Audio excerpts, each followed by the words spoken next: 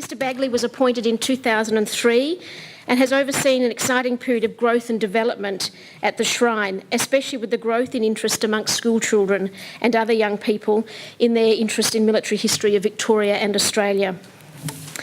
Mr Baguley will be supported today by Ms G McAuslin, and they are here to discuss the new galleries at the Shrine. Mr Baguley, thank you.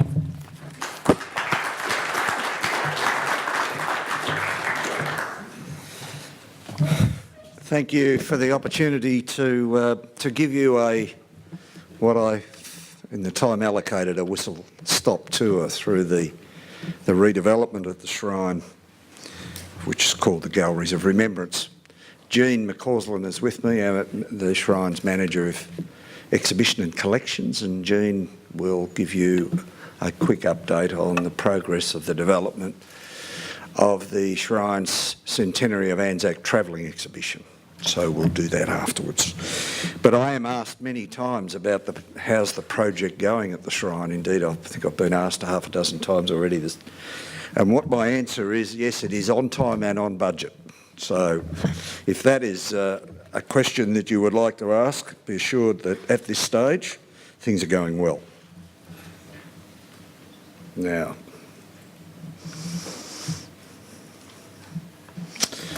of course, as you would understand, the Shrine is a Victorian iconic landmark and Victoria's war memorial. And the objective and our vision is to be the preeminent memorial and centre of excellence embracing the community. We do more than commemoration, as many of you would be aware.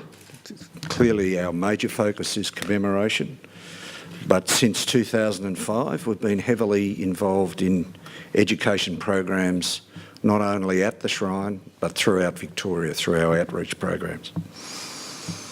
We have school holiday programs, temporary and travelling exhibitions.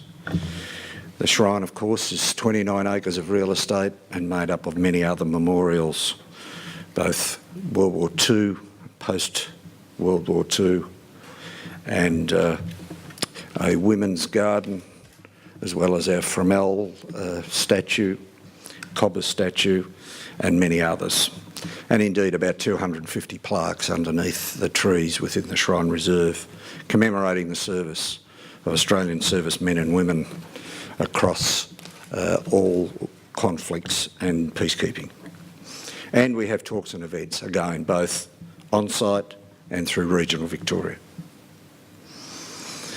Last year, over 700,000 people visited the Shrine, and you can see from that chart the growth in visitation at the Shrine from 2003.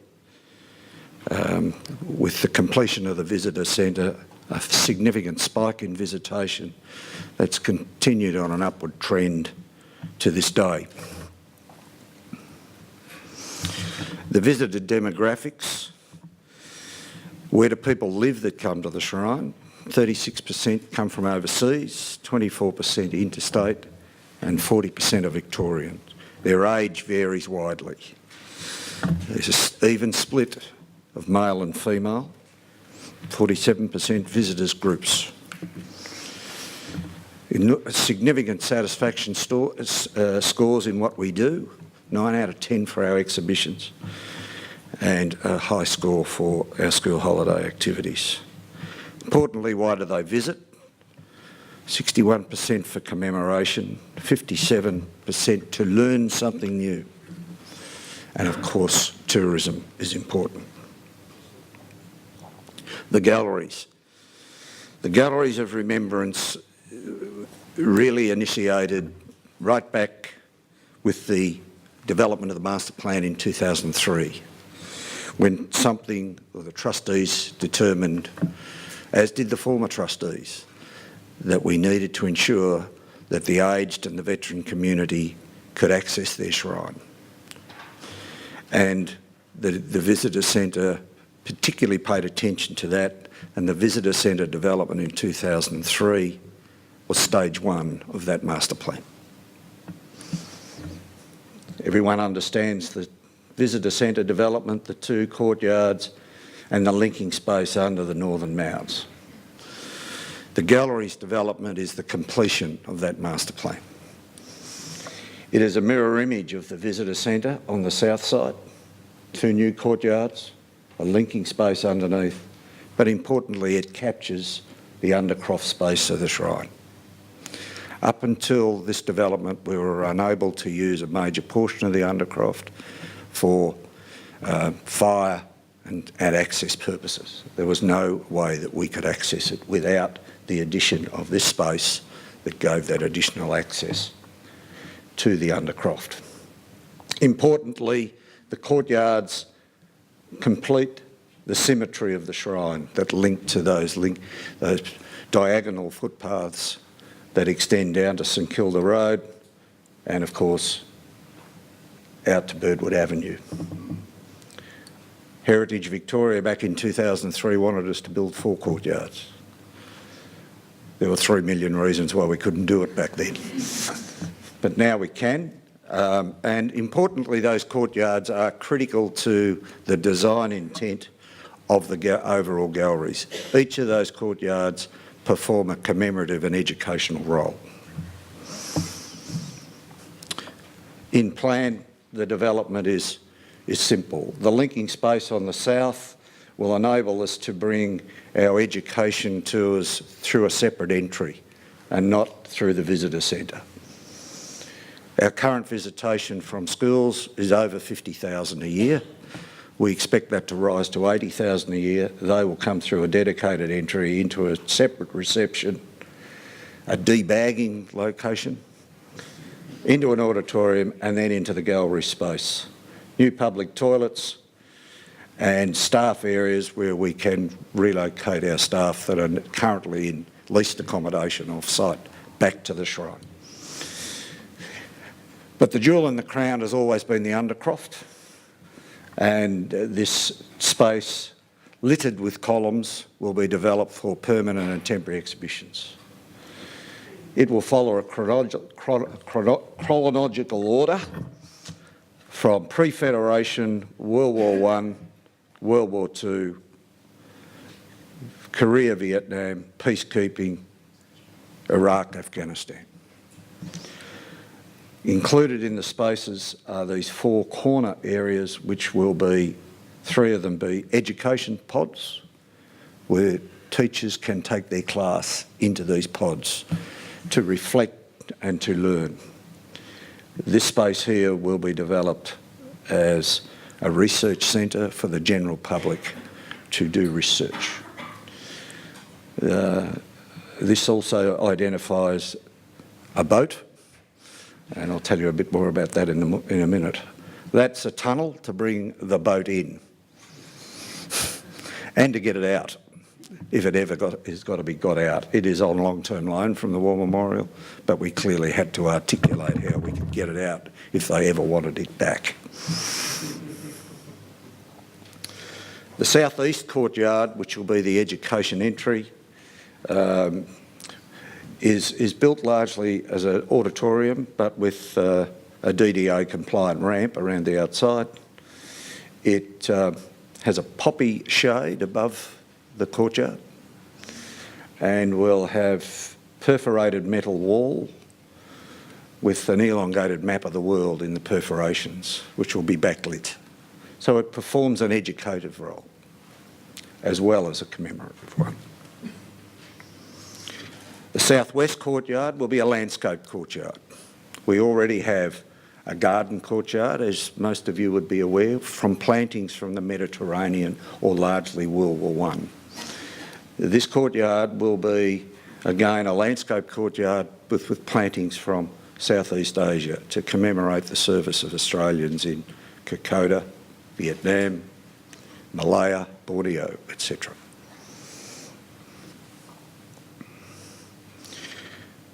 Students will enter the entry foyer to a separate reception and a debagging area, etc., with access then into the auditorium.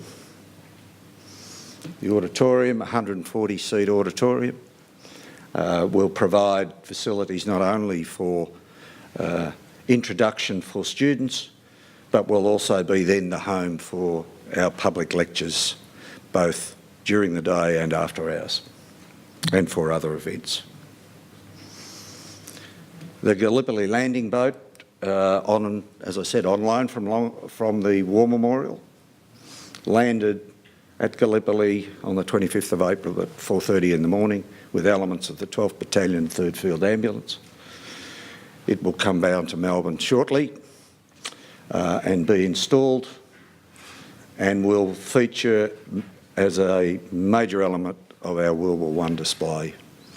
And the multimedia presentation that will be with this particular item will deal with the landing on day one. Other elements of display, an example is the Battle of Britain lace, which is an important collection that will be on display, as well as the other image, which gives you a feel for the Undercroft space, which is heavily populated with brick columns, but it does bring this iconic space to life. One of the education pods, which essentially will give that a capability for a teacher to take a class size and take that opportunity to discuss and learn from what they've seen. The Research Centre. Now I'll just show you some images of work progress and images taken in the last week or so. This one dates back to November, but gives you the feeling for the scale of the works on site, how ProBuild had set up the site for the redevelopment. The Southwest Courtyard, currently under construction, as you can see. Already one of the plantings has gone in, the fig tree has gone in, which is a central planting to this courtyard. You will see there, that's the entry to the grill to the major plant. We will be covering that with perforated metal wall, which will have the names of every town and suburb in Victoria where someone was born that has served from World War I through to the present. I think there's about 180 names. The student courtyard already taking shape. You can see the amphitheatre approach, and that's quite well advanced as well. What we call the bat tunnel, the way the boat will get in, is also well advanced, and in the next week or so the lid will go on that tunnel, which will be finished off with grass on the lid so that it'll blend into the mounds of the shrine. The auditorium taking shape as well. You can see the acoustic treatments to the ceiling and the walls, and that will be completed very shortly. Gives you a feel for the stage the Undercroft is at, as that is in fact the set-down area where the boat will be installed. A major piece of structural work had to be undertaken here with a column removed and that beam put in its place to take the load.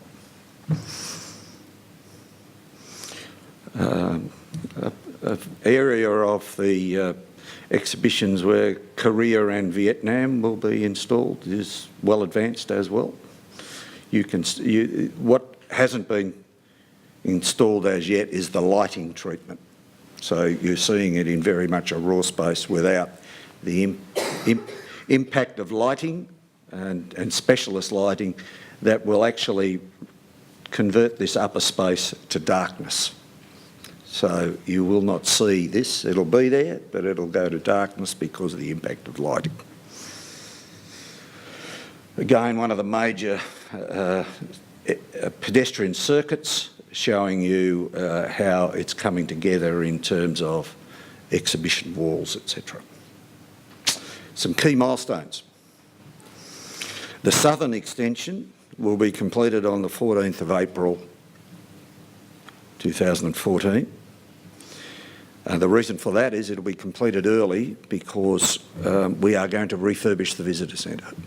So immediately after Anzac Day, we will close the visitor centre for about 8 weeks and refurbish it, and therefore the southern extension will be finished early so that we can relocate staff and reception to the southern extension.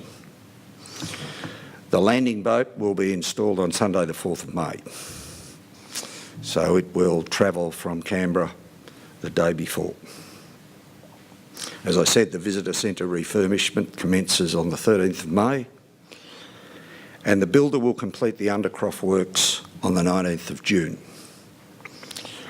The visitor centre will be completed for reoccupation on the 21st of July, and the announcement, the Premier and Minister will be involved in an announcement of the completion of the construction of the galleries and the launch of our travelling exhibition in the visitor centre on the 4th of August.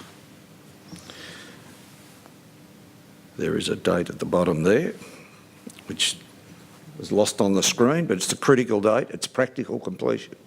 Practical completion is 1 October this year.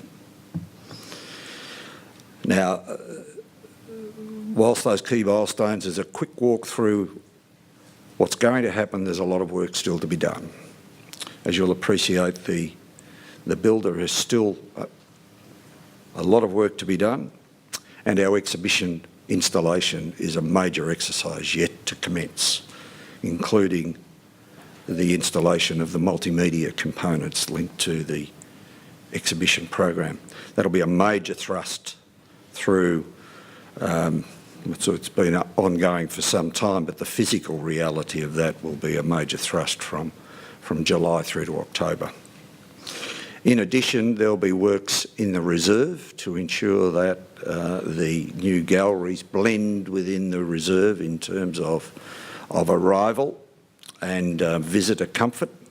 So there'll be works undertaken in the reserve, essentially on the eastern plaza side in August, September. So that's a quick walkthrough of progress. Can I say everything's going well? We've had enormous support, not only from our team at the Shrine, the total Shrine family, but also the builder, major projects, obviously government, the veteran community and our visitors. Everyone's been very tolerant because I think it's important and they understand the outcome that will be delivered by this project. I'll now invite Jean to quickly talk about the travelling exhibition. I should mention one thing. We are raising money as well. We have to fund the future development of our programs, and we've commenced a fundraising program to raise $10 million to put in an endowment so that we can meet our future obligations in delivery of our new and expanded commemorative and public education programs. You'll hear more about that shortly.